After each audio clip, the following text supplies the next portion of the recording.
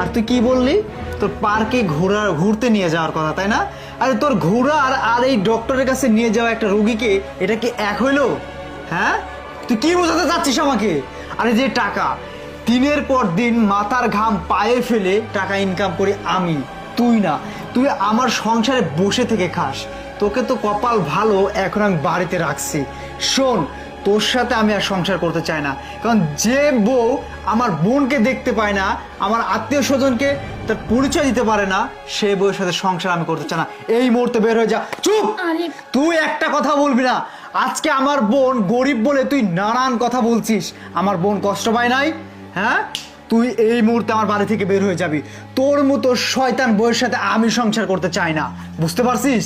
আলিফ শোনো না, আসলে আমি বুঝতে পারিনি তুমি তোমার বোনকে এতটা ভালোবাসো। প্লিজ আমাকে মাফ করে দাও। আসলে আমি বুঝতেই পারিনি, আমি মনে করছি তোমার টাকা তো আমার টাকা, শুধু